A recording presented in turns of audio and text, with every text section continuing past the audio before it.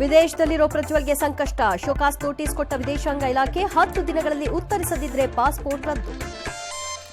ಪ್ರಜ್ವಲ್ ವಿದೇಶಕ್ಕೆ ಕಳಿಸಿದ್ದೇ ಗೌಡರು ಅನ್ನುವಂಥ ಆರೋಪ. ಮತ್ತೆ ಸಿಎಂ ಪುತ್ರನ ವಿಚಾರ ಪ್ರಸ್ತಾಪಿಸಿ ಎಚ್ಡಿಕೆ ಗರಂ. ಅಂತರ ಕಾಯ್ದುಕೊಂಡ್ರು ಡಿಸಿಎಂ. ತಮ್ಮನ್ನ ದೇವದೂತನೆಂದು ಬಿಂಬಿಸಿಕೊಂಡ ಮೋದಿ ಮತ್ತೆ 2 ದಶಕ ಆಳ್ವಿಕೆಯ ಸುಳಿವು. ಪ್ರಧಾನಿ ಮಾನಸಿಕತೆ ಪ್ರಶ್ನಿಸಿದ ರಾಹುಲ್ ಗಾಂಧಿ. ಗೂಗಲ್ ಹೂಡಿಕೆ ಕಳೆದುಕೊಂಡ ಕರ್ನಾಟಕ. ತಮಿಳುನಾಡಿನಲ್ಲಿ ಸ್ಮಾರ್ಟ್ಫೋನ್ ತಯಾರಿಕಾ ಘಟಕ. ಸಿದ್ದರಾಮಯ್ಯ ಸರ್ಕಾರದ ವಿರುದ್ಧ ಬಿಜೆಪಿ ಗರಂ. ಲೋಕಸಮರದ ಜೊತೆ ಎಂಎಲ್ಸಿ ಎಲೆಕ್ಷನ್ನ ಎಫೆಕ್ಟ್. ಬೆಂಗಳೂರಿನಲ್ಲಿ ಜೂನ್ 1ರಿಂದ 6 ದಿನ ಮದ್ಯ ಸಿಗಲ್ಲ. ನಾಳೆ 6ನೇ ಹಂತದ ಚುನಾವಣೆ.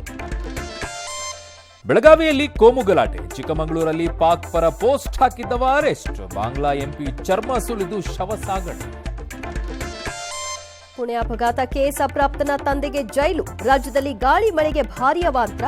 ಕೇದಾರನಾಥದಲ್ಲಿ ತಪ್ಪಿತು ಹೆಲಿಕಾಪ್ಟರ್ ದುರಂತ.